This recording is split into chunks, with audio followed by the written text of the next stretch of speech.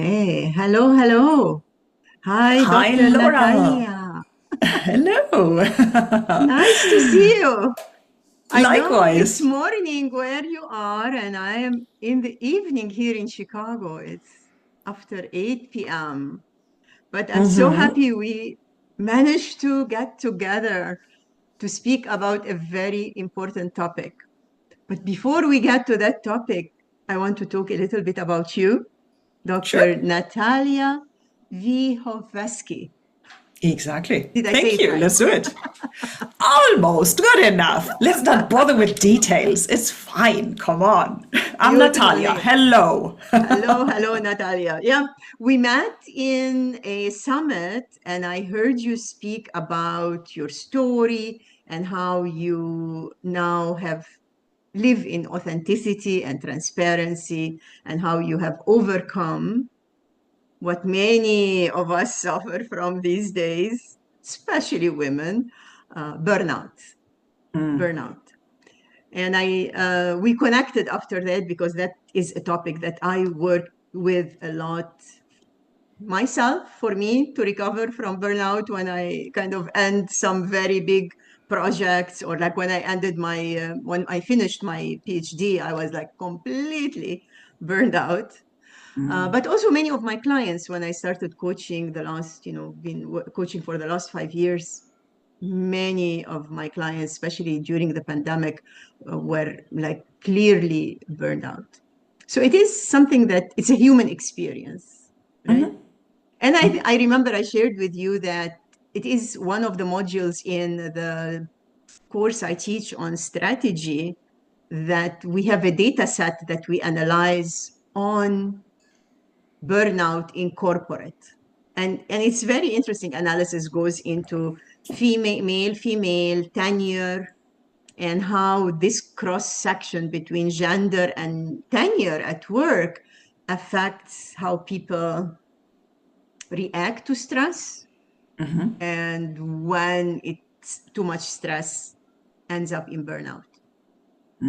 What a fascinating topic. Thank you for committing your energy, your time to it. Like just so devoted to Yeah, it. The world yeah, needs that. I feel it's very important, and I think that Yeah. was the connection that we had in that summit when you presented on how you are leading your life today and how you help people in your practice, in your coaching and consulting practice, deal with that. So I want to look at it from two angles.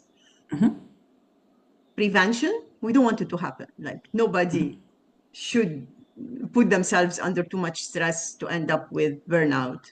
And also, is it only stress, or is it stress that causes burnout, or are there other factors? I think that's something that's worth considering.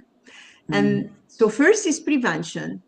And then if we happen to find ourselves trapped in that problem, how can we pull ourselves out of it and recover? So there is a recovery pathway, if you will, to so first you have to recognize what's going on, Yeah.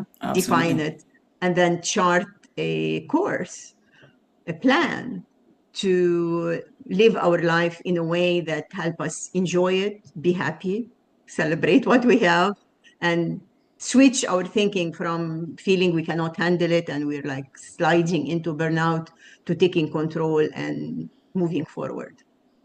Sounds good to me. Oh, so let's pick up the first topic. Like, how did you um, e- decide to commit your life in a way to address that? I know you talked about several elements in your coaching practice that you now do yourself and teach others. I think one of the terms you used were embodiment, which was like, that's a cool top word, and not in my encyclopedia, not in my what they call it, lexicon. But I felt it was something I want to understand more about, and so would you like to take it from there? Absolutely. So, as you said, I'm an author, three times author, and I call myself a business embodiment mentor. What does that mean? Embodiment for me means that what you say and what you do and who you are is aligned. And when you when you live that way, when you practice, when you guide people that way, things become easier and smoother.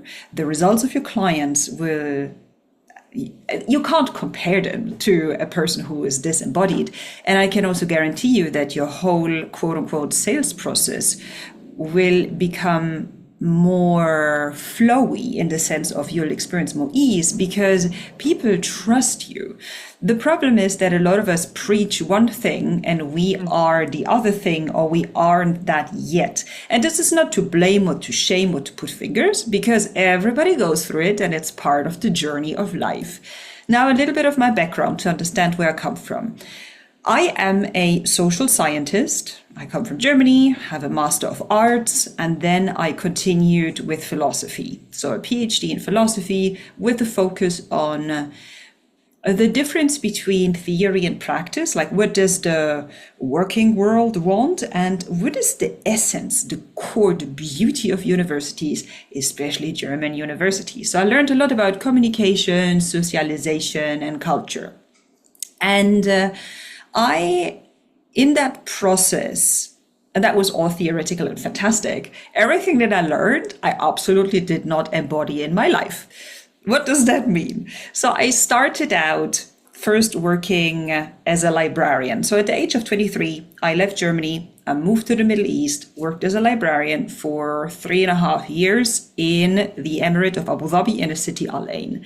And then I moved to Dubai and worked as a marketing manager for 2.5 years. I was 29, and then the big 30 was knocking at the horizon.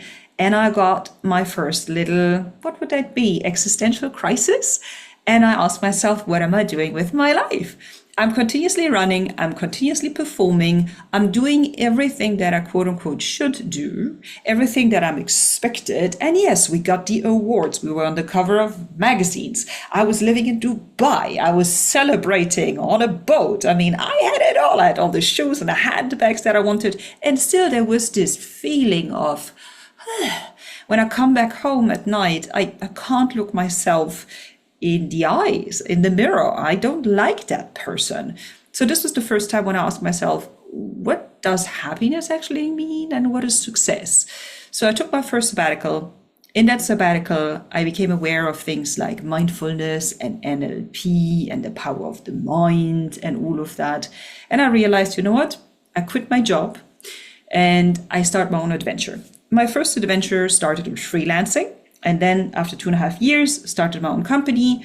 And all of this over a period of 7 years, I built myself an international top brand as a coach, speaker, consultant, bestseller podcast, bestseller book. And I did that with a focus on the topic personal branding, social selling, especially on LinkedIn. How do I build a thought leadership brand and attract clients with my organic content? That went very well, as I said, for 7 years until I realized big followership on LinkedIn. Exactly, right? So what is it? I think 110,000 followers. Yeah, I was fantastic. like, what's this number? I have not seen that before. It is because I started at the right time, Laura. I started, I think, 10 years ago when, of course, the algorithm was different and I spent a lot of love and time and energy into really creating, because creating content and other things I like cooking and baking is one of my gifts, if I want to call it that way. So in that process of these 7 years, where I literally was living the ultimate entrepreneurial dream, I realized, again, at the end of the day, I'm not happy. And again, on paper, I kind of look successful, but I don't feel successful. So I took my second sabbatical. And in that second sabbatical, I actually realized, well, there is a huge difference between mindset work. This is level number 1, and it's important. But after that, there are 2 more levels that we're allowed to talk about. And the second level is about emotions and embodiment, your body, that, spoiler, a lot of women are heavily disconnected from, just as I was. And then we can talk about energetics or even spirituality if you're open for it. So I was allowed to work with therapists, with holistic psychologists, and I was even courageous enough to work with shamans, trusted shamans, to really I'm not understand. Familiar with that term, Natalia. A shaman is a a person who can communicate between the earth and the unknown, Oh, somebody okay. who can channel messages, somebody who works with spirits. And again, in the West, it's very frowned upon, but I'm spending more time in Asia. And in Asia, like every village The common almost practice, has, yeah. exactly. Or also Yeah. in Latin America, shamans are also more, it's like a normal job that somebody has in a community. It's just somebody who can translate between the unknown and known. Very So, mystical. so in essence, what you discovered was, just to summarize this, lots of good information here. The first step is mindset. Not that mindset is an end by itself, it's not an end goal. So mindset is the beginning, and then you have the Body, embodiment, yes. And connecting emotions, the mind and body and emotions. Then you have the spiritual. exactly. That's kind of the And pathway. Yeah. yes, and then you will act out of truth. Then you will act and you will be a walking inspiration. Then you will have embodied wisdom, not just intellect. Because again, we in the West, we put intellect and the mind on a pedestal. And I caught myself in that as well. I'm an academic. I'm a doctor of philosophy. I know It's very everything. hard to Ay, get a ay, doctor ay. of philosophy. And in Germany, I mean, I'm sure it's more. Oh, were you studying in the German language? Is this kind of? Oh Yes, my God! yes, yes, yes. So Like my yes, my it is doctorate is tough. in public health, and it is difficult and complicated. But I think studying in German philosophy, because in philosophy you get also into like theoretical underpinnings and spirituality and religion. Was there religion as well in that? Religion, not so much in this context. It was really more, but when I was studying, the field was still, or the container was still very open, so I could allow myself to explore. And for me, it was really about existential questions. Why are we here? Why do we exist? What is life about? What is this construct of society that we have created? And especially, why is there so much suffering? And how can we bring more ease and inner peace to our lives? This is something that I was always curious about since I'm a little girl, because I looked around and I was fascinated by everything around me, and at the same time heavily confused. You So you don't do had you this, had you this should do interest. this. You had this Yes, interest from the beginning, and these were exactly. the judges, right? We talked, I think, about saboteurs and Yeah. having this internal critical voice, the judge, that makes us too critical of ourselves, which sometimes leads us into, you know, perfectionism or being too critical of others, intolerant, which ends up sometimes in burnout, like can be one of the roads to burnout or other Absolutely. problems in life as well, other than, It is. And right? the tendency that I see in our, again, Western society is that we, I would call it medicalize symptoms that are, again, more spiritual or existential. So instead of just putting a label on it, this is burnout, which is okay. Like labeling stuff gives us, do I dare to say it? Yes, I dare. Gives us the illusion of control and the illusion of being on top of things, which is again a trauma response because life can't be controlled. Life is an experience, a mystery to be lived, something that I learned from one of my teachers. So when we dare to not label it, and when we come from an energy of curiosity and of I want to explore this and I want to sit with it, then even the inner critic or the inner judge or the inner saboteur can become a friend. Because when I work with my clients, they're like, I want to get rid of it. How do I get rid of them? And I'm like, this is not how it works. This is not how it works. For me, these parts were there for you to support you, to protect you. But nowadays, they are outdated guardians. And instead of pushing them away, spoiler, they will come back, sit with them and ask them, what were they protecting you from? Show them that you are now a grown-up woman and that you don't need them anymore. Ask them, as if they would be a team member in a perfect world, what is the new job that you would like to take over? Let's build a new job description for you. And I can guarantee you that when you have this, what are we talking about here? We're talking about parts work. We're talking about the art of the inner dialogue. I see it as a meditation, or again, like an exploration. And It sounds when a you little do bit that, like metacognition, like you're aware of your thoughts yeah, and capturing what's going on yes, and having a conversation exactly, to see where this is coming from. exactly. So you can get so much data and rich information out of it and see what happens. Like I recently had a conversation with my anxiety. Anxiety came up in the morning and she was screaming all over the place. We need to do this. We need to do more of this. And da da da da da. I'm like, anxiety, let's sit down and breathe together. What is it that you want to tell me? And then she's like, yeah, we need to, you're so slow nowadays and we need to achieve this and this and this. I'm like, are you open for a conversation? She's like, yeah, but we don't have time. I'm like, I promise you we get everything done after that. Sit with me. And she was like, okay, fine. So I asked her what she thinks will happen if we don't do all of these things. And she was convinced that at least the whole civilization is going to burn to ashes because she had like a god complex. Like she needs to fix everything and do everything. And if she doesn't do it again, the whole world is going to collapse. Do you have a name for her? No, I called her Miss Anxiety. Anxiety lady. Exactly. She's Miss Anxiety. Because that's another technique we use to overcome saboteurs is to give it a name. And a usually name, exactly. Sometimes it's a name of somebody you don't like somebody from the past that's annoying or was not a pleasant person. So you know that this person is not your friend. And that Fair can enough. be for anxiety or helpful. any other saboteur, that inner critical voice. You can name it as a technique of handling it, like one exactly. I like exactly. That. I like what you're saying. Right? And then we came to the realization that this is not true. And in the past, she definitely helped me. She helped me because for me, money used to be a, how can I say that? For me, money gave me safety.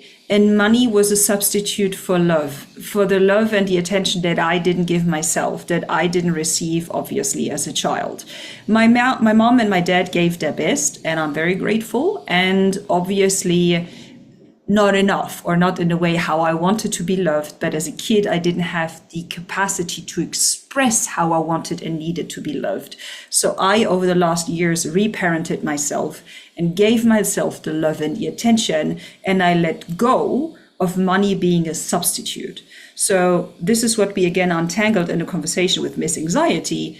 And then she said, you know what? She just wants to hang out in somewhere in a beautiful place, drink coconuts and enjoy the ocean. I told her to do that. And I promised her whenever I'm too slow, I'm going to send her a WhatsApp message and ask for her advice. Since then, Laura, she's gone. And she regularly again, I'm like, hey, Anxiety, how are you? That's amazing. And so, Natalia, I want to stop here because you're telling us your technique. You're already helping people understand how to deal with the dialogue inside them, labeling it, have a conversation with it. And when you have that, you're like on a playing ground. It doesn't control over you. You're releasing it, and then it goes away. Exactly. I love that. That's so beautiful. I'm enjoying the discussion, but I want to bring up the books you wrote because you said you wrote 3 books and they are in line with what you're talking about, right? Exactly. So the first one was what you have? Yes, a very, very long time ago, I started with this one, personal branding with LinkedIn. So this is literally when you're standing at the beginning of building a brand, like, why do I need personal branding? How do I position myself? You can read it in 2 days and it's done. Big topic for many entrepreneurs today. Absolutely. Or people trying to build visibility if they are looking for a new job. Exactly. Like exactly. guiding principles or a blueprint to how to be present and be visible on social media and LinkedIn specifically. Absolutely. So that one, I gave my best to write it in a very hands-on, pragmatic way. So I give you a little bit of theory, but I use words that you can grasp, and then I ask you to do it. And then I ask you to implement, and I ask you questions that will connect you deeper to who you are. So again, this is what I did for 7 years. Yeah. Fantastic. And then I realized, I need a break. So during my second sabbatical, I wrote Barefaced Authenticity. Tell us the gist of that. Yeah. The gist is basically, during my second sabbatical, I was still creating content on LinkedIn, and I asked my team to track the best performing posts. Like, what is it that my audience resonated with? And I realized that certain topics, people really felt seen and heard and appreciated. So we took these 25, content pieces that people commented a lot and whatever. And I then created a book around it. And I asked my audience, listen, these are the 25 stories that you like. I hear or I see that these are the questions that you have. What are the challenges do you sit with? If I wrote a book for you, not for my ego, because the first one was definitely for my ego. I'm honest. You're honest, honest. Right? I give my best to be honest. Huh. What is it that I can help you with? And my audience commented. And then I created a second draft of the content and I posted it online and I said, is this what you need? What else is missing? And I received more feedback. And based on that, we published this book, and it basically shows 25 situations, everyday life situations, but also I went to a yoga class, I gifted myself with a painting workshop, things I did during my sabbatical just to be creative, just to express myself without having to monetize it, because that was a limiting pattern I had in the past.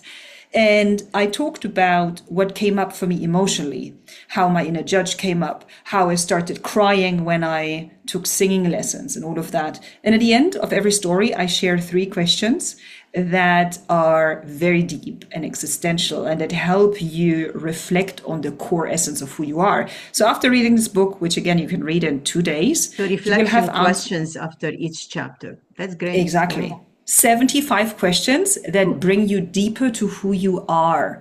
And Laura, these are not yes or no questions, and there's no right or wrong. It is, you will meet yourself from angles that will bring mystery and curiosity into your life. It's as if you're 5 years again, you're like, oh my God, life is amazing. This is the goal of this book. And the third one is only in German. It's about how do I use social media to become authentic, and do I actually want to use social media? Because this is something that I see with a lot of women.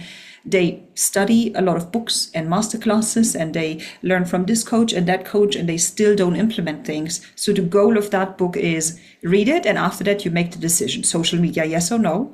I'm not going to judge you. If you use it, this is what you do. If you don't use it, these are the alternatives. Now, please stop running in circles. This is the idea. I love that.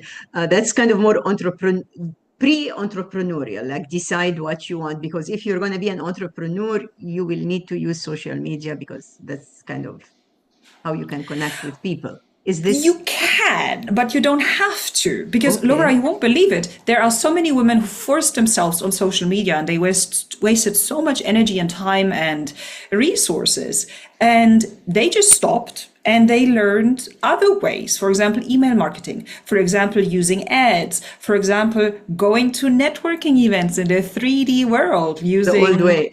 Right? And it works for them and they love it. So this is the problem that I see with a lot of women. They follow the shoulds instead of following joy. And you can only feel joy when you're connected to your body and your emotions. So it all starts with radical honesty and with emotional, emotional maturity. I love the topic. I love the discussion, but a little bit of a business point here, that now with AI, you can translate the book easily from German to other languages, English or Arabic, since you say Abu Dhabi in a very correct pronunciation, like you live there. Abu it's Dhabi. very hard for anybody who doesn't speak Arabic to say that word. So you're doing a phenomenal job here. And with AI, you can translate a book of that kind of depth in and impact on people's lives in any language you want. Like For don't sure. limit it to just the German language, right? Yeah. Yeah, So if exactly. somebody wants to know more about you and embrace your ideas of embodiment and spirituality, like go higher than just mindset, which book would you recommend they start with? Start with barefaced authenticity because it is very easy to understand. I'm not there to brag or to flex, and I can guarantee you that you're going to see yourself in my mistakes, in my little adventures, and you will get the permission slip to be more human again. And also in that book, towards the end, I have a deep reflection of the Natalia I was before the sabbatical and the Natalia I became after the sabbatical. And the average person will not see or understand the differences, and you will get them. And this is something that can be very wholesome and integrating. Again, especially for women who are so stuck in this hustle and grind and overperforming, and giving them an alternative way of being and working. Because I don't know how you see that, Laura. I would be interested in your perspective on this. I get the sense that a lot of women realize that the way how we are working and how we are interacting is not true, and they don't see an alternative. Way too many women in high positions, with all due respect, move and think like men. Nothing against men. Men are fantastic. We need them. Right. I'm talking at core energies here. Everybody has a yin and a yang energy in themselves. And we have lost the art of being truly feminine in the sense of open, trustworthy, listening to our inner wisdom, moving with grace, being inspiring, being soft and with that strong, being receptive, open, receiving, allowing. All of that nowadays, a lot of women just look at me like an alien, or they even contract Yeah. because they would never say it, but their body doesn't feel safe. And that's okay. I've been there 3.5 years ago. We can, with the right method, especially with beautiful people who are deeply into somatic work, positive psychology, and who understand, who don't want to judge and label people, but really want to bring you back home. It's a journey, and it's a journey worth going towards. Right. Yeah, I mean, I've seen some of that, but I also see people in leadership, higher leadership positions when they are like sandwiched between very demanding CEO, COO boards, and having lots of direct reports that are struggling or not performing at their highest potential.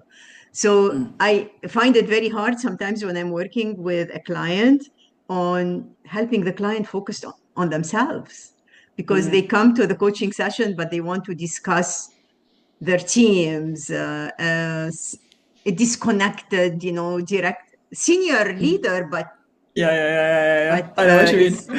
is not working at their full potential. So that's kind of where I think some of your work really comes into play, and I kind of try to pause, in the middle of the session and say, okay, like we talked about these problems enough. Let's talk about you. Let's come back to how you are feeling. And I remember one of my clients, because I do more business coaching, more executive coaching. One of my clients was talking about all these issues, and I could see her face was not, she was not relaxed. She was not herself. And I said, tell me what's happening in your personal life. Tell me more. And I discovered she was going through divorce, but she never told me. She thought that's Yeah. something out of the professional, executive coaching relationship we Yeah. have. Yeah. Said like, how come, you're suffering from something or going through something of that big magnitude and impact on your life, and you're not talking with me, like need I need to know it so I can support you, I can help you. So I love what you're saying, because it goes to the heart of what we do when we're working with people, trying to understand them as a whole person, and connect with their inner self, their soul, as you know. So Yeah. tell us some practical tips, like what can we do as humans so we can easily identify the pressures and protect ourselves from sliding into a burnout? So for me, what is a burnout? And as I mentioned earlier, I'm a PhD. My background is philosophy, so I'm looking at it from an energetic and existential perspective. For me, a burnout is a disconnection, a split between the body begging you for a pause and rest, and you have built an identity that can't stop performing and overperforming. So what happens is your body is basically, it has, let's say it has a few engines and they are running and running and running and running without a break. And what happens is you create so much fire, and that fire used to warm you, and that fire used to be your passion, and that fire was what made you you. But because you don't have that break, that energy that is created in the past, it was like a pulse, it was juicy, it was there to respond and rest. Now it literally burns the whole place down, and even your passion becomes exhaustion. It's basically as if you have a coffee machine at home or an espresso machine, and instead of using it twice or 3 times or 5 times per day, you're using it non-stop, like that poor coffee machine. You wouldn't do that to your coffee machine, but you're doing that to yourself. And again, I'm not here to blame or to shame. I'm giving my best to speak truth with a little bit of humor. So now we understand this. So what do we need? We need rest. And in the beginning, it's impossible to slow down. This is at least what it felt to me. I felt like the world's fastest train, most probably, how fast are they? 300 kilometers per hour, boom, literally flying through business life. So I asked people, friends, to be my accountability partners. And I eventually got myself a coach, a mentor, and I said, help me slow down. Slowing down doesn't feel safe. I don't know how to operate in a different way. Ask me once per week that I go and do yoga with you.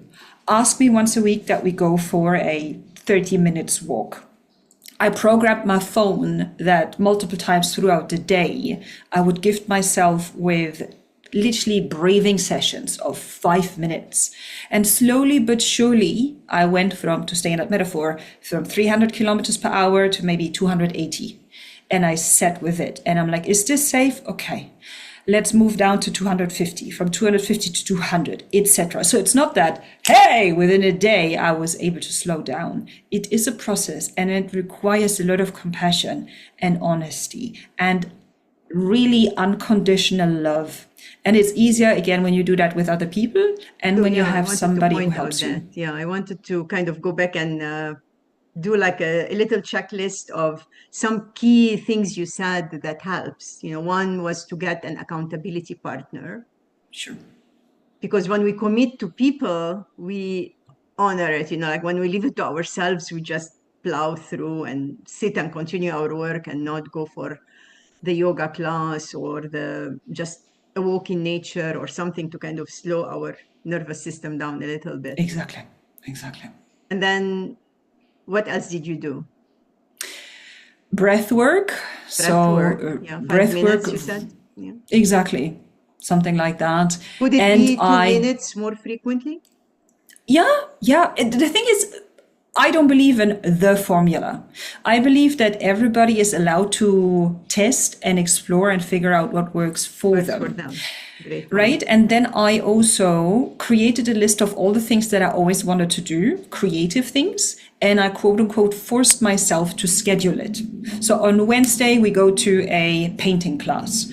The week after that, we go and have a picnic. So something that is quote unquote unproductive, where you sit with this inner pulling of, I should do something, but no, I need to relax.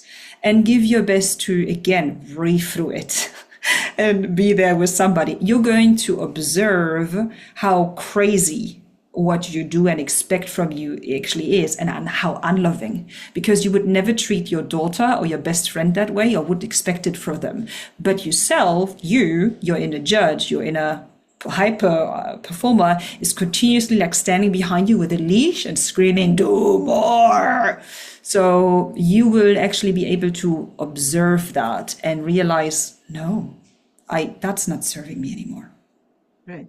That's a good question. Like I ask myself, I encourage my clients to talk about that as well. Is this behavior or is this habit or this, is it serving me? Yeah, Like, how do I feel doing it? Or am I in flow? You know, the idea of flow, you're enjoying it. You're yeah, enjoying the process of doing it. I love that. exactly. Natalia, I'm enjoying the discussion. I think we can sit and talk till the end of the night or the end of the day on your end. How can people find you? I know you're on LinkedIn. I know sometimes you answer DMs. You're busy, but you answer DMs. How else would you like people to connect with you if they want to? For me, as you said, LinkedIn is my major platform. If LinkedIn is not for you, then Instagram is the easiest platform for me. These two, and if you have any questions, if you have anything that you would like to share, send it over. I give my best to answer it. Maybe even create an anonymous piece of content to help you reflect or understand something better. And yeah, thank you so much for your time and your attention and this beautiful conversation opportunity Yeah, I'm sure to we'll create. schedule another one. I think I covered only half of the things I wanted to ask you, but I want to keep it. I want not to go too long so people can Yeah, listen to I it agree. and not be overwhelming. And Yeah. I promise we're gonna do another one and continue digging deeper into embodiment and spirituality, and Sounds good. get you to share more of your secrets. Thank you so much. Yeah, I mean, Thank you, we'll Natalia. give this to your audience. We see if they like Bring it. up There the will be book a one part more two. time. Bring up the Sure. book one more time. The There you go. barefaced authenticity. Love it. Oh, and it's on Thank you. Amazon, right? People can get it on Amazon. Exactly. I'll get one Exactly. On from you Amazon, then. paperback or the Kindle version, depending on how you'd like to read it. Okay. Thank you so much. You're most welcome. Bye bye. Bye.